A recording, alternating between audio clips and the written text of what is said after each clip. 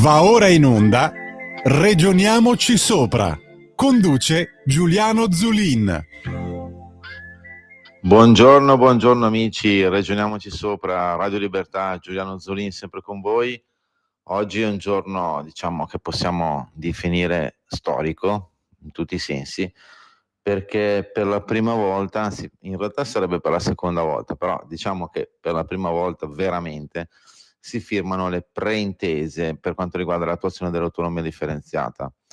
Oggi si comincia in Veneto e Lombardia, domani toccherà Piemonte e Liguria. Il ministro Roberto Calderoli è in questi secondi, in questi momenti a Venezia per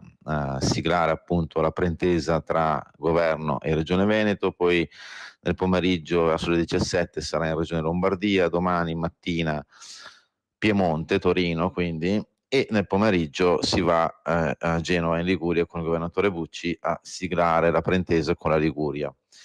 Preintesa su cosa? Allora, andiamo subito al sodo e facciamo un mini preambolo. La Corte Costituzionale, quando ha dovuto selezionare, valutare la famosa legge 86 chiamata legge Calderoli, ovvero la legge che stabilisce come attuare l'autonomia differenziata in base a quanto scritto nella Costituzione. Si parla di 23 materie che sono potenzialmente attribuibili alle regioni. Ecco, poi la consulta aveva detto che non bisogna attribuire le materie, ma le funzioni sono oltre 500. In particolar modo la consulta ha detto prima bisogna definire i LEP, per cui ci sono 14 materie per le quali bisogna definire i LEP, cioè i livelli essenziali di prestazione. Quindi servono dei parametri economici prima di attribuire delle materie o funzioni. Però ci sono 9 materie che sono invece prive di LEP. Quindi in teoria, anche se la consulta ha detto ma in realtà in base all'articolo 5 della Costituzione bisognerebbe valutare i LEP anche per quelle non LEP, insomma tutto un tecnicismo, in teoria bisognava aspettare quelle, ma in realtà si può procedere, anche perché poi comunque diciamola tutta, l'iter non è che finisce oggi, cioè, oggi è solo l'inizio. È un po' come, non so, possiamo dire, quando una mamma scopre di essere incinta, no, una donna scopre di essere incinta, ecco, non è che nasce il bambino, comincia un percorso che dicevamo si basa attualmente su 4 materie che sono protezione civile, professioni, previdenza integrativa complementare e un raccordo nuovo sulla finanza sanitaria. Allora, andiamo un attimo come dicevamo prima, andiamo al sodo a capire bene di cosa si tratta. Allora, innanzitutto, per quanto riguarda la protezione civile, lì non cambierà fino a un certo punto, ovviamente quando saremo a regime, poi spieghiamo anche com'è l'iter e quanto tempo serve perché l'intesa diventi effettiva ed entri in vigore. Per quanto riguarda la protezione civile, ecco già adesso cosa succede? Succede un fatto calamitoso, per fare un esempio, e di solito il governo che ha la delega chiaramente diretta sulla protezione civile chiama il presidente della regione e dice senti, adesso la dico male ovviamente, no? Dice vabbè, fai tu il commissario all'emergenza, che ne so, emergenza siccità, emergenza alluvione, emergenza qua, emergenza là. In questo caso qua la regione potrebbe autonomamente in alcuni casi dichiarare uno stato di emergenza o comunque aprire un dossier, aprire un faro su determinate problematiche che sono subentrate a livello appunto di protezione civile, chiaramente sentito il ministero competente e avendo l'autorizzazione, quindi sì, è un'autonomia fino a un certo punto, però chiaramente in un ambito italiano, no? C'è poi il tema delle professioni, ovviamente se parliamo di medici, ragionieri, commercialisti, avvocati, veterinari, insomma tutte le professioni per le quali esistono degli ordini che sono nazionali, poi ci sono anche gli ordini regionali. Ecco, in questo caso qua non è che la regione può intervenire in questi ambiti, però per esempio facciamo un'ipotesi, la l'artigianato, no? Prendiamo un esempio, gli acconciatori, parrucchieri, possono crearsi, gli hair stylist possono crearsi delle, chiamiamole così, possono crearsi delle figure nuove, che tanto voglio dire, sappiamo benissimo che i lavori sono sempre in evoluzione e cambiano, e però potrebbero essere regolamentate. Adesso non vorrei dire, faccio un esempio, io non so se la regione potrà intervenire sugli influencer, adesso è un esempio banale chiaramente, però in teoria può creare degli albi regionali e quindi anche mettere dei paletti su alcune professionalità che o stanno sorgendo in questo momento o sorgeranno, o che comunque meritano di essere normate in qualche maniera, e per creare una qualifica. Per cui potrebbe anche diventare una regione il polo attrattivo, non so, dei parrucchieri, adesso la dico male, un'altra degli estetisti e via discorrendo, ma solo perché hai, tra virgolette, un patentino. Dico patentino per intenderci, poi ovvio ci sono delle norme ben più precise, articolate, non è che noi la banalizziamo solo per farci capire. C'è tutto il tema poi dei fondi della previdenza complementare. Sappiamo tutti benissimo che uno dei temi del futuro sono le pensioni. Si dice in 100.000 lingue che bisogna in qualche maniera lavorare e investire sulla previdenza integrativa e complementare. Ecco, siccome ci sono delle regioni che hanno dei fondi regionali, chiamiamole delle banche di investimento regionale, adesso è un esempio molto hard, però in qualche maniera può essere esemplificativo, può essere che la regione dica ragazzi, ai propri cittadini, ragazzi, ragazze, se volete possiamo creare un fondo di previdenza integrativo che con le vostre risorse, magari anche con delle agevolazioni, noi possiamo raccogliere capitale che poi investiamo nel territorio. Per cui si crea magari un circolo virtuoso dove c'è il lavoratore che versa una parte del proprio stipendio volontariamente per crearsi il famoso secondo pilastro previdenziale, investe appunto in questo fondo regionale poi cosa fa? A sua volta investe la cifra raccolta sul territorio e magari sull'azienda stessa del lavoratore che lui del lavoratore che ha investito proprio nella quota del fondo previdenziale regionale. È tutto un campo da creare, costruire, anche perché diciamo sul tema della previdenza complementare molto c'è da fare, per esempio rispetto al mondo anglosassone o in particolar modo statunitense. Ricordo sempre che più o meno metà della borsa americana è in mano ai fondi pensione privati dei cittadini. Ci sono dei fondi, per esempio quelli degli insegnanti, che gestiscono centinaia di miliardi di dollari e investono appunto in vari titoli a Wall Street e non solo. In questo caso qua, con dei paletti ben più definiti e uno spettro ben più, come dire, circoscritto, la regione, il fondo regionale complementare potrebbe appunto investire nei territori e nelle aziende che, secondo, come dire, il consiglio di amministrazione del fondo regionale, possono meritare appunto l'investimento perché magari porteranno un rendimento che va poi nelle tasche del lavoratore che ha investito, che ogni mese magari ha messo 100, 200, 300, 400 euro per crearsi il secondo pilastro della pensione. Ricordo sempre che fino a più o meno a 5.000 rotti euro questi soldi possono essere detratti, quindi non si paga tasse cioè possono essere utili per abbattere anche il peso fiscale quando di un lavoratore dipendente o autonomo, quindi consideriamolo adesso al di là della questione regionale, ma consideriamolo anche a livello generale, perché c'è anche un incentivo molto importante per investire nei fondi pensioni, considerando poi, e chiudo sta parentesi qua, che se uno tiene il fondo pensione fino alla fine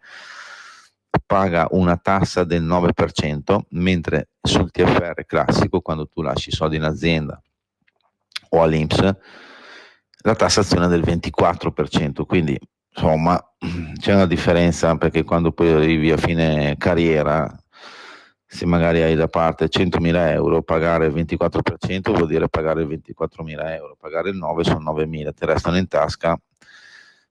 13-14.000 euro, come dire, gratis, che non è una roba brutta, ecco, diciamo. Poi c'è l'altro tema, che forse è quello più, tra virgolette, interessante, visto che si parla sempre di liste d'attesa, di mancanza di medici, carenza di infermieri, strutture inadeguate. Ecco, questa preintesa, una delle 4 preintese appunto è sul raccordo finanziario della sanità, dice che siccome è nata sulla spinta della Regione Lombardia, la Regione Lombardia ha detto: cacchio, noi abbiamo anche delle risorse in più, però abbiamo un problema di medici, infermieri, strutture. Allora, se voi Stato centrale ci lasciate dell'autonomia nel poter intervenire, nel magari dare uno stipendio maggiore ai nostri medici, ai nostri infermieri, al nostro personale sanitario, e magari di poter intervenire con investimenti su strutture ospedaliere e sanitarie in generale che possono essere più efficienti, migliori di quelle attuali, ecco, grazie, dateci questa possibilità. Anche il Veneto si era accodato a questa ipotesi, perché mentre la Lombardia c'è il problema di molti infermieri, medici che vanno chiaramente a lavorare in Svizzera, dove gli stipendi sono fuori portata per quanto riguarda un cittadino lombardo, nel Veneto invece c'è il tema della sanità privata, perché chiaramente la sanità privata dice al medico: vieni da me, ti do di più. E quindi poi la struttura pubblica, le ASL, non dico che vanno in difficoltà, anche perché poi sappiamo benissimo che c'è la famosa migrazione sanitaria.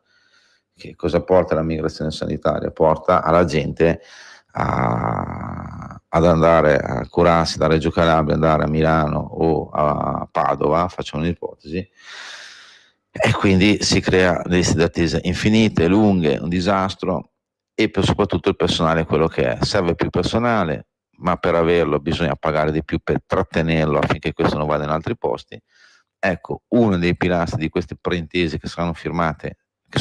in questi secondi a Venezia, poi nel pomeriggio in Lombardia, domani Piemonte e Liguria, servono proprio a questo, ovvero a mantenere, diciamo, una sanità ancora efficiente in certi territori, per non farlo a fine di altri territori dove la gestione purtroppo non è stata delle migliori, a danno ovviamente dei cittadini, non certo a danno degli amministratori. Stavamo parlando appunto delle materie di questa giornata storica, delle firma delle preintese sull'autonomia differenziata, oggi Veneto e Lombardia, domani Piemonte e Liguria. Abbiamo parlato di quali materie saranno trasferite o comunque dovrebbero essere trasferite, ma non abbiamo parlato delle tempistiche. Le tempistiche, diciamo che non sono immediate, sappiamo benissimo che l'Italia non è un paese, come dire, fast, non è velocissimo,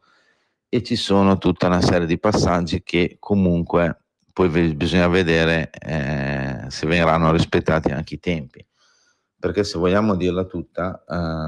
oggi c'è la firma, diciamo, della preintesa, no? E quindi cosa succede? Si firma questa roba qua, quindi c'è questo primo via libera che poi il Consiglio dei Ministri dovrà approvare appunto questa intesa preliminare. Poi ci dovrà essere un parere della Conferenza Unificata Stato-Regioni che entro 60 giorni sull'intesa appunto preliminare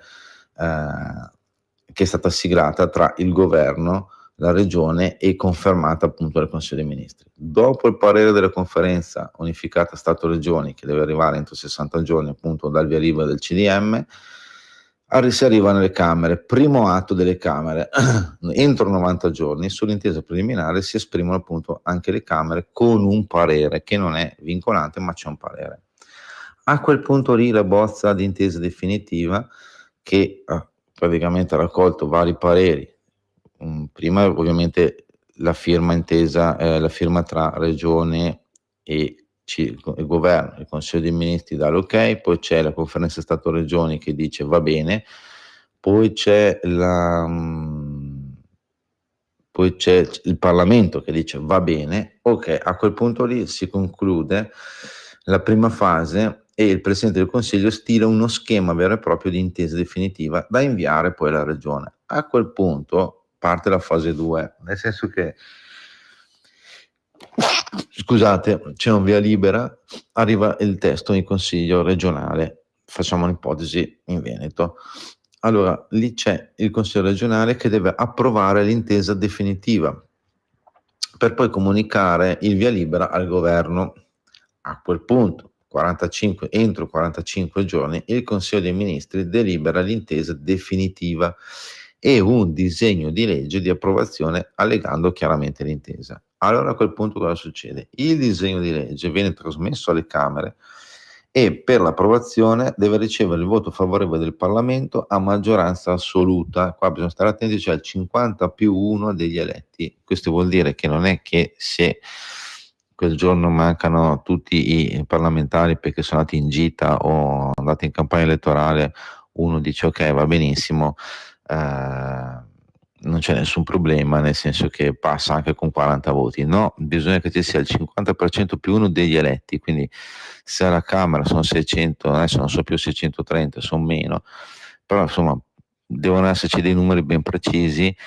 che devono garantire appunto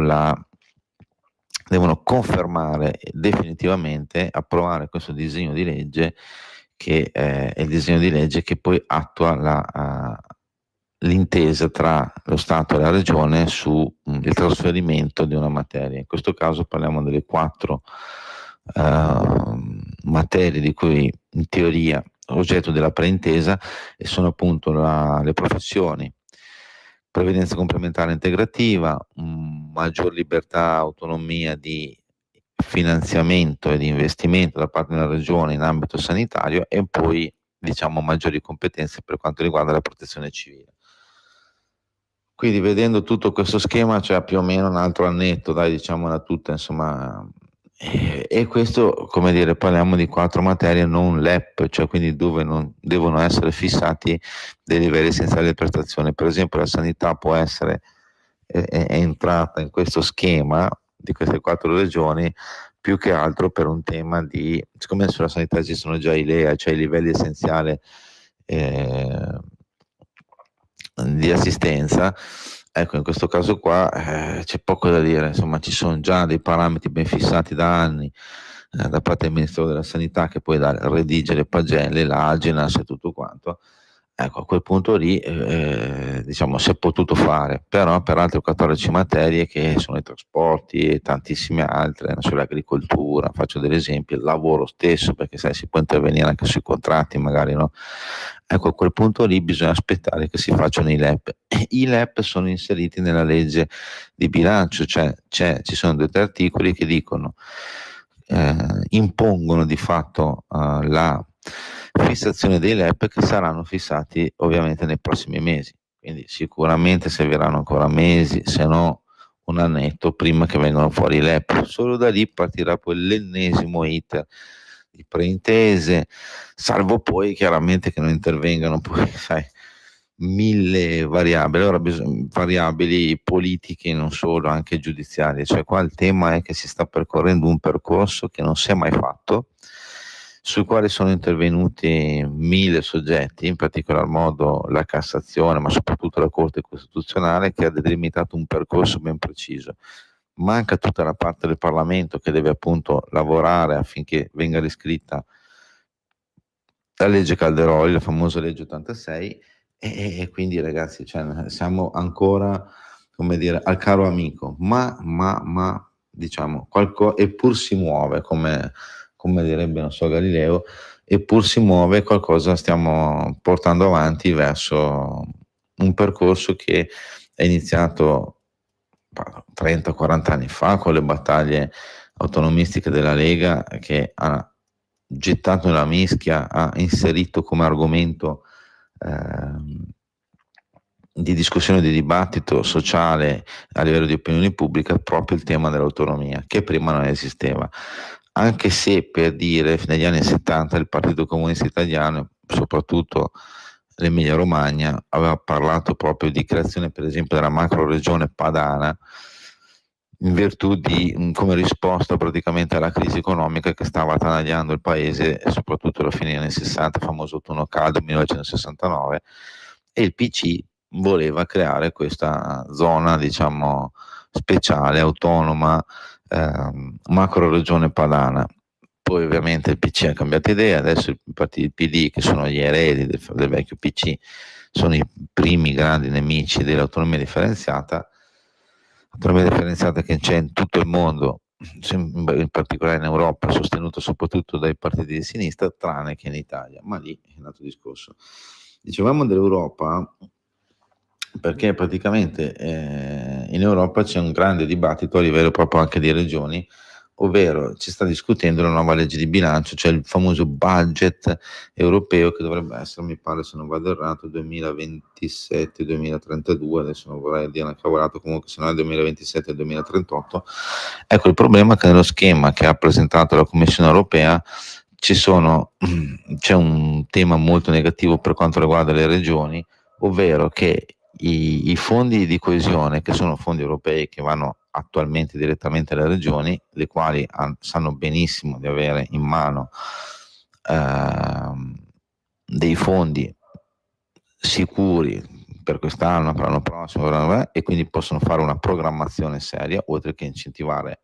chiaramente la ricerca, l'assistenza, l'agricoltura, il lavoro, le PMI, l'artigiano, insomma tutto ciò. Ecco, il problema è che se lo schema prevede una centralizzazione di questi fondi a livello di capitali, di stati nazionali, come fossero il PNRR, è solo che è ovvio che mentre io, Regione Lombardia, per esempio, o Regione Veneto, so già di poter contare su X euro ogni anno, se devo andare a Roma, ma può essere lo stesso discorso per i Länder tedeschi, o per quanto riguarda le comunità in Spagna, se devo andare tutti i giorni, tutti gli anni, tutti i mesi a Madrid a trattare per avere i soldi, ma soprattutto qual è il problema? Con i vari criteri che può imporre uno Stato, è ovvio che i soldi che prima magari riceveva la Regione Lombardia, che erano, non so, 10 euro l'anno, potrebbero diventare 8, perché chiaramente un governo potrebbe dire, beh, però questi soldi aiutiamoli per migliorare le condizioni dei territori che sono un po' più indietro, e quindi la regione efficiente, magari che spende i fondi di coesione, che ha una programmazione certa, il risultato qual è? Si vede innanzitutto perdere la certezza di questi fondi, oltre al fatto che verrebbero comunque decurtati. Su questo tema c'è una battaglia incredibile da parte dei Länder tedeschi, ma anche di Elly Schlein, paradossalmente, quindi è abbastanza un fronte bipartisan, che poi uno non si capisce allora da dove è venuto questo progetto di legge che ha portato avanti Ursula von der Leyen. Detto ciò, per esempio l'altro giorno il governatore della Lombardia Attilio Fontana ha detto: la politica economica regionale deve giocoforza cambiare, per far sì che la Lombardia continui a crescere e trainare il paese è necessario qualcosa di nuovo. Fontana ha detto che il modello di sviluppo incentrato sui distretti è superato e che ora serve un ecosistema con una regia pubblica, a cui chiaramente devono partecipare tutte le realtà del territorio. Sto leggendo un articolo che è uscito stamattina su Sole 24 Ore. L'economia regionale si è confermata molto attrattiva, infatti il 38% del totale degli investimenti esteri in Italia ha scelto la Lombardia, con una crescita del 4,6%. Il tema però qual è? Che tutto ciò è stato possibile proprio grazie alla presenza dei fondi di coesione. Infatti Fontana dice: non possiamo accettare la recente riforma che prevede che questi finanziamenti vengono dati allo Stato centrale invece che alle regioni, depositare delle conoscenze territoriali e vicine ai bisogni dei cittadini. Sono molte le regioni europee che si stanno muovendo contro questa decisione. Speriamo che ci sia un ripensamento, dice. L'allarme di Fontana, per questo si stanno creando queste zone di investimento speciale, perché anche l'assessore allo sviluppo economico Guidesi dice: queste zone hanno il compito di comporre il puzzle degli attori del territorio, trasformarlo da un insieme di piani individuali a un collettivo, con l'obiettivo di far sì che la Lombardia continui a essere la prima regione manifatturiera in Europa. Ovvio che il tema, per dire, è quello lì il tema purtroppo è quello lì dei fondi di coesione. C'è un discorso che riguarda anche la PAC, per quanto riguarda l'agricoltura, che anche lì dovrebbero essere decurtati. La battaglia delle battaglie è questa qua. Nei prossimi mesi vedremo come andrà a finire. Abbiamo già parlato più volte qui a Ragioniamoci Sopra, però allora facciamo così. Oggi prendiamoci una pausa dalle polemiche e festeggiamo questo inizio di autonomia differenziata dopo il referendum del 2017 in Lombardia e Veneto, dopo 5 governi, forse qualcosa si sta muovendo. Siamo felici di queste firme, grazie al ministro Roberto Calderoli, grazie ai governatori che hanno deciso di firmare queste pretese, grazie anche al Presidente del Consiglio Giorgia Meloni che ha dato l'ok ovviamente al ministro Calderoli di procedere, grazie a tutti quelli che da decenni si battono per l'autonomia. Noi qui siamo umili, amanti e sostenitori dell'autonomia senza se e senza ma. Ci diamo appuntamento la settimana prossima, ragioniamoci sopra, Radio Libertà, Giuliano Zulin, come sempre, buona autonomia a tutti. Ciao!